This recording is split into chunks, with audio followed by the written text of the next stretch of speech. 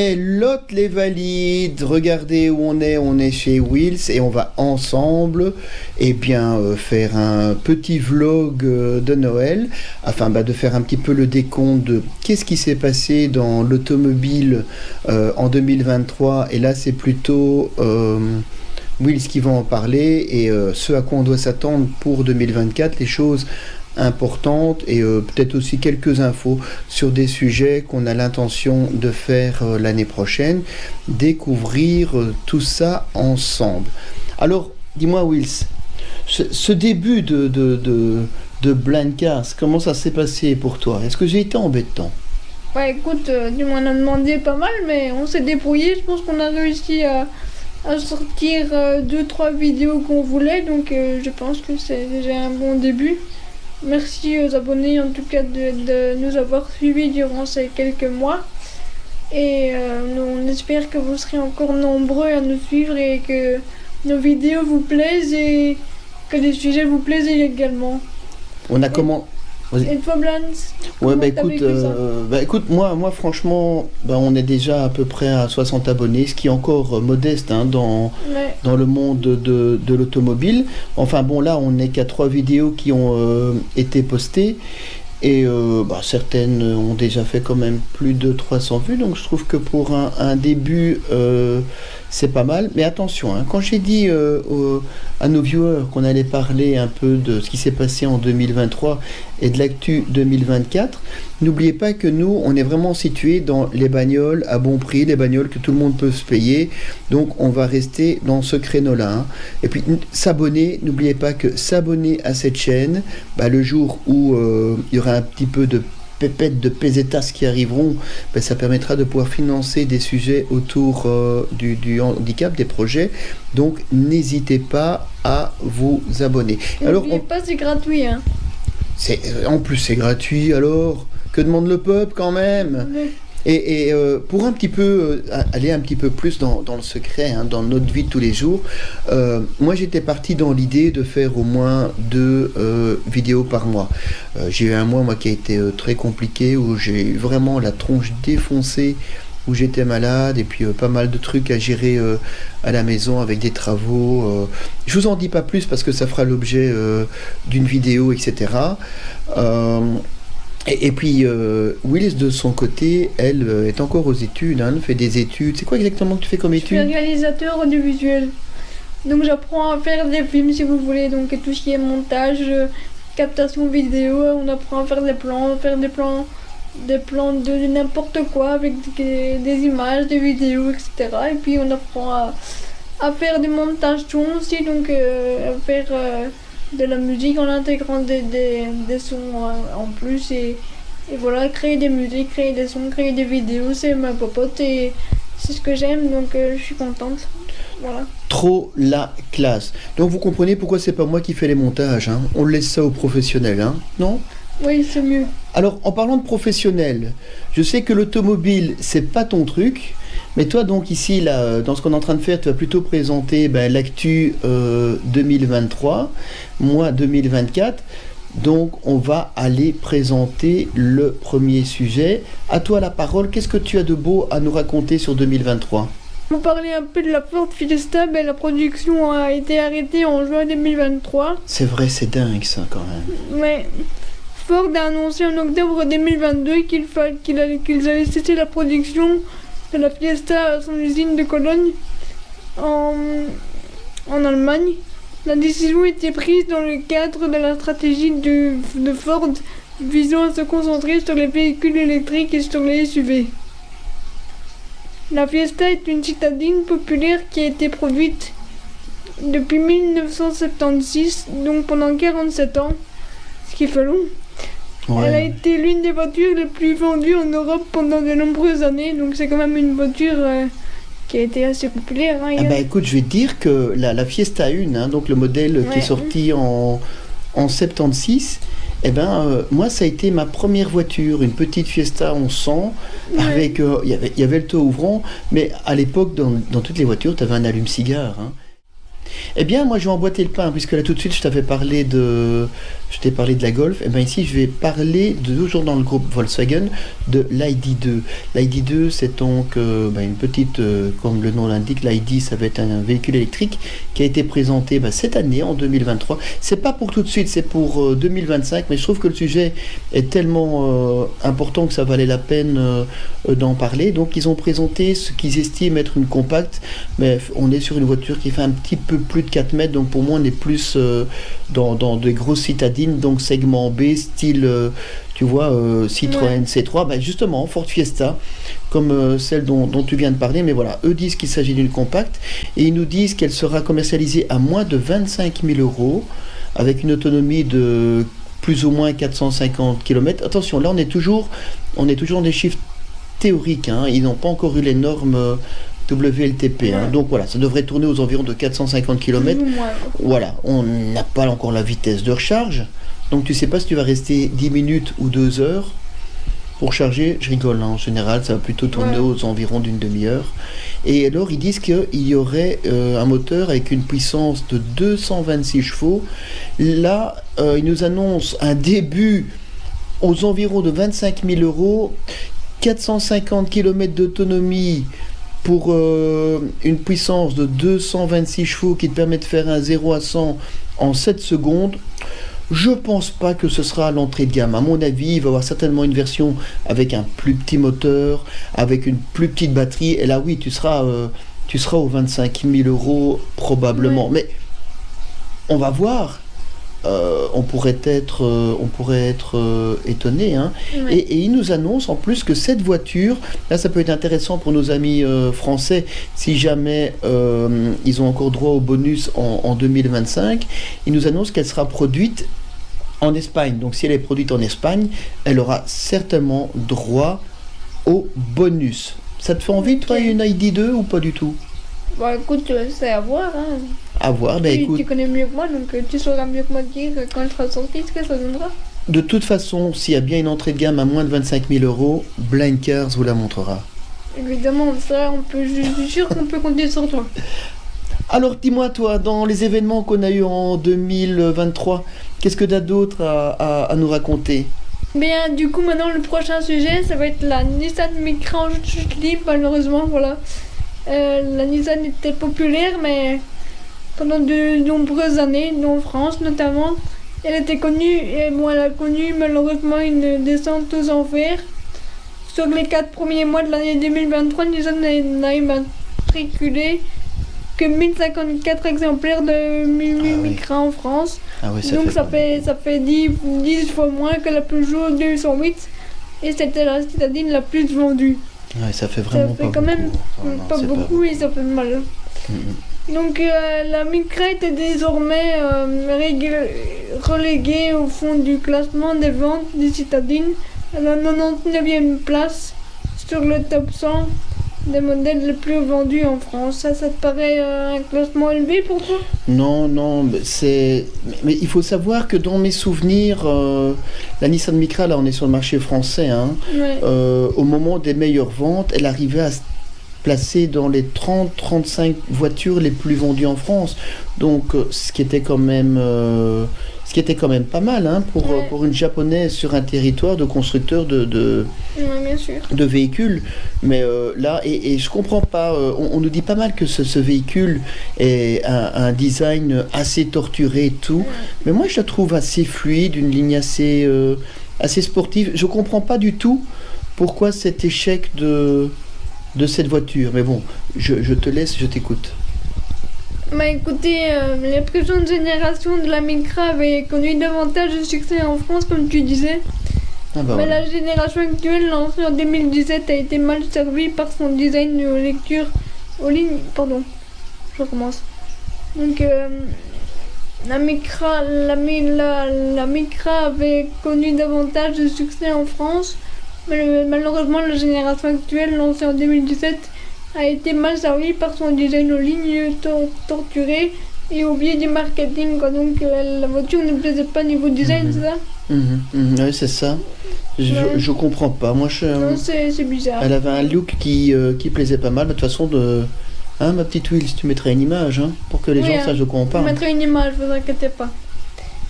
Et donc, la Nissan mise tout sur les SUV, notamment sur le Juke, c'est ça comme on dit le Juke, et ils ont l'Aria aussi, hein, au niveau d'électrique. Hein. Le Qashqai et le SUV électrique, forcément, comme tu viens de le dire, Aria. Et on va croire que c'est moi qui ai écrit le texte. Hein. Ouais, fais gaffe, hein. Et donc, la Micra était absente des publicités, forcément, pendant un petit temps, et peu présente dans les rues. Et progressivement, elle est sortie des radars et des vues de tout le monde. Donc, elle n'a plus été très vue pendant ce dernier temps. Donc, voilà, c'est un peu dommage, mais bon. Voilà, c'est comme ça. Ouais, T'as un petit mot à dire là-dessus, Blaise ? Mais on voit vraiment qu'au niveau de l'automobile, avec l'arrivée de l'électrique, etc., on est vraiment en train de complètement rebattre les cartes.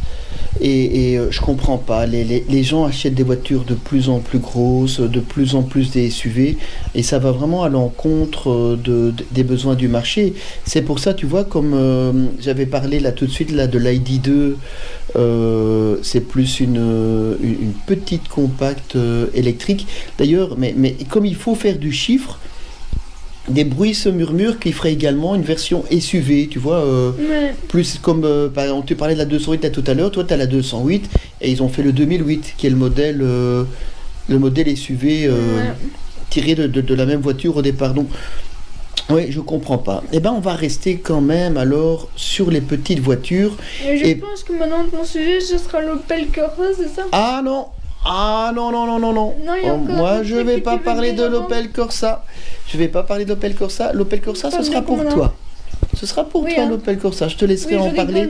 Mais moi, je vais parler d'une voiture qui est d'ailleurs de la même taille, de la même lignée que la Corsa.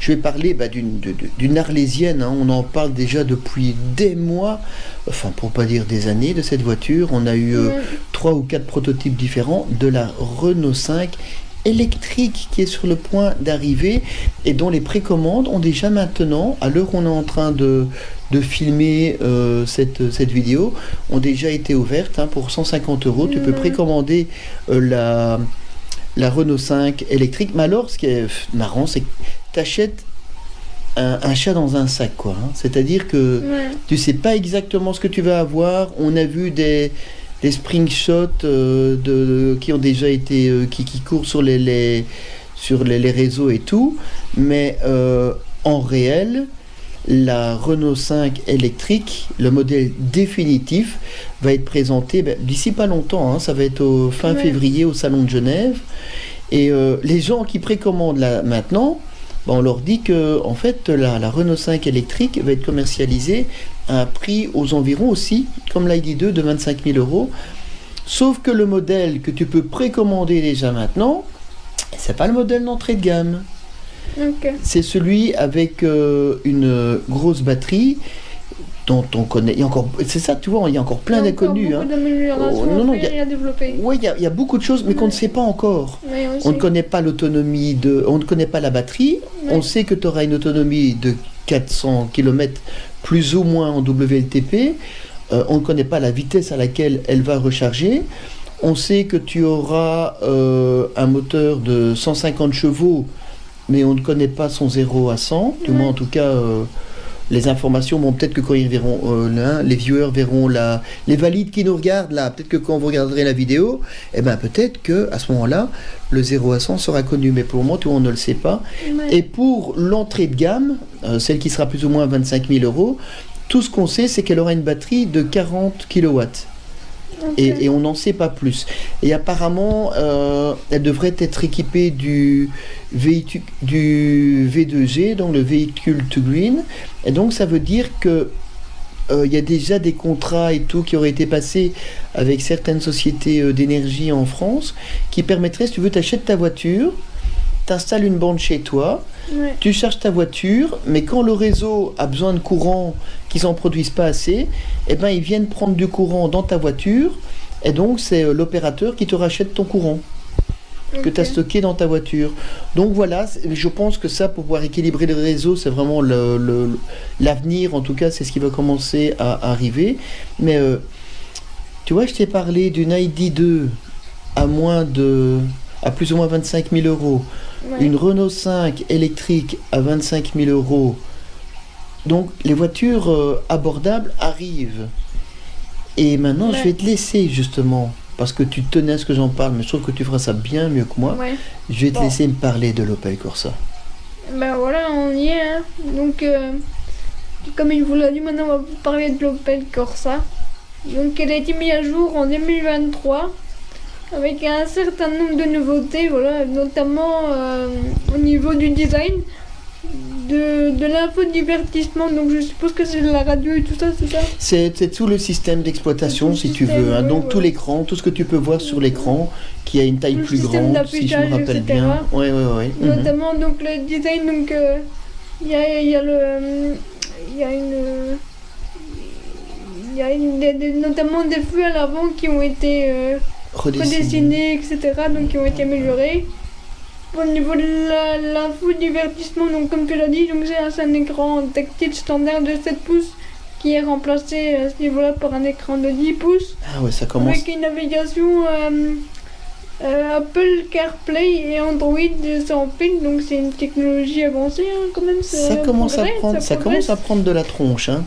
Tu te rends compte que pour les EV6 qui nous regardent, nous dans le V6, l'Apple CarPlay, l'Android Auto, c'est encore par câble. Hein. Ouais. Et pourtant, voilà, on est dans une autre catégorie. Hein. Non, ouais, ça c'est sûr. Et après au niveau de la motorisation, la Corsa est disponible avec une nouvelle motorisation essence avec 1,2 litre turbo compressé de 136 chevaux, pardon, 136. Donc ce qui est quand même pas mal, je dirais. C'est le moteur PureTech hein, qui a été développé par PSA à l'époque et maintenant dans le groupe Stellantis. Mais c'est un moteur qui a connu beaucoup de problèmes quand même pour les viewers qui disent ouais laisse tomber. Mais le système de courroie a été remplacé. Donc maintenant, avant c'était une simple courroie, tandis que maintenant ils sont passés à une chaîne et apparemment, les soucis de fiabilité connus par cette voiture ont été réglés. Même nous-mêmes, avec si on a eu ce moteur et on n'a jamais eu aucun problème. Le gros souci, tu vois, avec ce genre de bagnole, avec ce moteur-là, avec le PureTech, c'est si jamais tu stationnes ta bagnole et que pendant 5-6 jours, régulièrement, tu roules pas avec, alors là, la courroie a tendance à se dessécher et aller se foutre dans le fond, dans le bain d'huile, et alors là, t'es tranquille, quoi. Mais sinon, ça va. Sinon, ça va. Ah oui, c'est ça. Et donc, forcément, les nouveautés qui ont été apportées à l'Opel en 2023, donc la rendent plus attrayante et plus sophistiquée et plus performante, hein, comme tu disais, avec ces améliorations et technologies. Donc, voilà, pour mon petit sujet de cette voiture, j'en ai fini. Je te propose de conclure ou de non, j'ai encore un cadeau. Non, au niveau des activités 2023, ben voilà, hein, je pense que les moments les plus importants dans les voitures qui nous concernent, ça a été la mise à jour de la Corsa. Bon, on aurait pu parler de la Peugeot également, mais je trouve que point de vue prix, la Corsa étant plus intéressante, hein, comme c'est quand même le but, c'est de vous montrer des bagnoles qui soient les plus abordables possibles. C'était important de vous présenter plutôt cette voiture-là. On mettra pour l'image, hein, on mettra des photos, tout ça, des véhicules à l'image.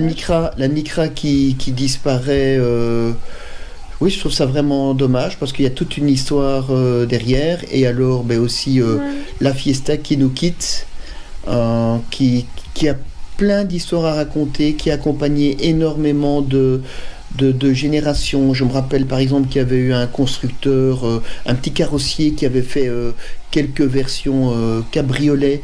Il y avait la XR2, donc qui était une version rallye si tu veux de la Fiesta. Et ici récemment il y avait la dernière version qui est avec un moteur, un 3 cylindres de 200 chevaux aussi, qui carburait bien, qui était dans la catégorie des petites sportives qui ont disparu. Mais voilà, il faut se retourner vers l'avenir et je pense que la dernière voiture dont moi je vais vous parler pour l'année 2024 et que vous verrez que tu devras faire le montage sur sur Blind Cars, et qu'on essayera de pouvoir vous faire un essai, parce que voilà, on a des idées d'autres vidéos à vous proposer. C'est l'IC3. Pourquoi est-ce que je trouve important de vous parler de cette voiture? Eh ben, on va prendre, tu vois, justement, la 208, la Peugeot 208, est une voiture qui a maintenant une nouvelle version avec le moteur de plus ou moins 156 chevaux. Mais avant ça, donc l'ancienne version, on avait un moteur de 136 chevaux. Et elle commençait aux environs de 36 000 €. Okay. Pour une autonomie de 320 ou 340 km, je ne sais plus exactement. Eh bien ici, on va arriver en 2024 la Citroën IC3, qui est un genre de petit SUV. Elle est un peu plus basse que le C3 Aircross, mais elle est plus haute que la C3 ordinaire. Ouais. Et donc cette voiture, avec une autonomie de 320 km, donc presque la même chose que la 208. Ouais. Avec un coffre un peu plus petit, on a un coffre de 310 litres avec pas mal de technologie, parce qu'on retrouve le nouveau système de suspension de chez Citroën qui permet d'avoir l'impression d'être comme sur un coussin d'air, tu vois, de jamais vraiment sentir les trous. C'est une technologie à double butée hydraulique qui a été développée pour le rallye, pour le spécialiste qu'on trouve sur toute la ligne de chez Citroën. Tu as une vitesse de charge en 100 kW qui est la même que t'offre la 208. Là, il y en a qui vont dire que je suis en train de vouloir défoncer Peugeot, mais pas du tout. Hein. C'est une marque que j'adore, j'ai moi-même roulé en Peugeot. Eh bien, ici, elle va commencer à 23 300 €. Okay. Donc, plus de 10 000 € de moins. En plus, avec une batterie LFP, donc c'est une batterie qui va s'user moins vite que les batteries habituelles, donc en NMC. Et d'ailleurs, ça, peut-être qu'un jour, je vous ferai un sujet spécifiquement sur les différentes technologies de batterie pour que... Donc, en résumé, le LFP, dans 1 kg de batterie LFP, tu mets moins d'électricité que dans une batterie NMC, mais par contre, elle va beaucoup moins vite s'user. Ouais. Donc tu pourras faire plus de cycles de recharge, et une voiture électrique à 23 300 €, qui en plus pour nos amis français pourra bénéficier du bonus, ça veut dire que tu auras un début de prix à 18 300 €. Également pour les amis qui sont en Flandre, pareil, ils ont droit aussi à ce bonus. Et il se murmure que devrait arriver en 2025 une version inférieure avec une plus petite motorisation. J'ai oublié de vous dire que dans cette voiture-ci, on a 113 chevaux et un 0 à 100 en 11 secondes. Bon, c'est pas exceptionnel, mais pour la vie de tous les jours, c'est bien, il faut pas plus, quoi. Hein. Oui, c'est correct. Et donc, d'ailleurs, si vous allez voir les autres vidéos qu'on nous a déjà fait, bon, moi, à chaque fois, je vous donne le 0 à 100, vous verrez qu'il y en a, c'est beaucoup plus. Et donc voilà, donc je suis vraiment mais super curieux de pouvoir déposer mon regard tactile sur l'IC3, que vous, les valides là qui êtes là, vous l'aurez déjà vu, toi aussi d'ailleurs Axel, oui, c'est ça. Hein, tu aurais déjà vu l'incrustation de l'IC3. Et ben voilà, moi c'est ce que j'avais à vous dire pour ce petit vlog. Vous dire aussi que vous allez voir d'autres vidéos arriver, hein, notamment sur le V6. Vous posez pas trop de questions parce qu'il y a des trucs qui ont déjà été tournés l'été dernier, mais en hiver, apporter un petit peu de soleil aux gens, c'est quand même bien. Il faut dans un temps comme ça, avec un temps froid, il faut un peu de soleil. Et on vous préparera une vidéo surprise qui sera diffusée certainement en janvier ou en février. Elle était prévue pour pouvoir vous être présentée entre Noël et Nouvel An, mais bon, malheureusement, le véhicule n'étant pas encore disponible, ça n'a pas pu se faire, donc on tournera ça en janvier. Je pense janvier ou février. Ça va. Mais prépare-toi, hein, parce que tu ne le sais pas encore, mais tu devrais être là aussi. Ah bon? Ah oui. Tu vois, mais je vois à peu près là. les viewers vont découvrir ça en même temps que toi. D'accord, monsieur. Ça va? Allez, choose. Merci à tous. Faites-nous plaisir, et puis n'oubliez pas la devise, hein. T'es de la vie.